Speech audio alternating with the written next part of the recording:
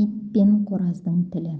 Күндердің күнінде бір адам Мұса алейхиссаламға келіп: «Ей Мұса, мен үшін бір дұға етіңіз, жануардың тілін түсінетін болайын, олардың өзіме сабақ алып, жақсы адам болар едім» деп өтінеді.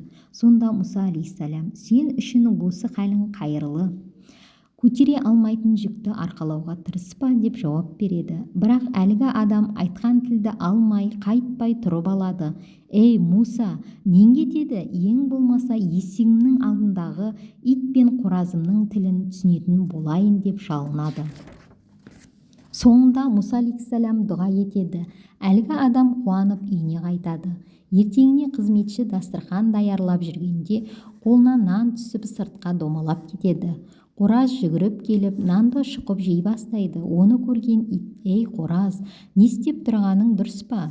Сен бидай, арпа да жей аласың. Мен болсам наннан басқа нәрсе жей алмаймын. Сен не үшін менің ризығымды жейсің?» деп қоразға ашуланады.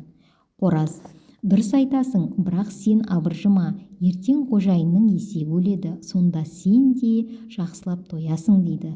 Мұны естіген адам дереу есегін сатып жібереді. Ертеңіне не айтар екен деп тағы да ит пен қоразын тыңдауға кіріседі. Ит қоразды жазғыра бастайды: «Есек өледі, менің қарным тояды дегенің қайда?» Дегенде қораз: «Есек өлді, бірақ басқа жерде өлді. Бірақ сен еш абыржыма, ертең ат өледі, нағыз тоқшылықты сонда көресің» дейді. Адам дереу атын сатып жібереді. Жануардың тілін білген үшін олжа болғанын ойлайды. Ертеңіне тағы барып ит пен қоразды тыңдайды. Ит тағы қоразды сөге бастайды. Қораз: «Мен өтірік айтқаным жоқ, ат өлетін еді, егер қожайын оны сатып жібермегенде.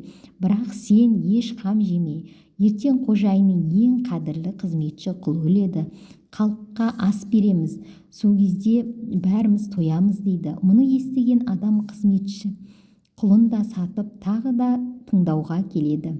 Бұл жолы ит қатты ашулы еді. Қанша күннен бері алданып жүргенін айтқанда қораз: «Мен өтірік айтпадым, құл өлді, бірақ басқа жерде өлді. Өйткені иеміз оны сатып жіберді.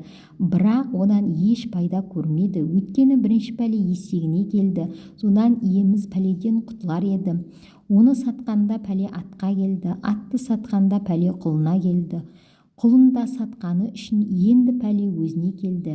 Ертең иеміз өледі, осылай бәріміз де тоямыз» дейді.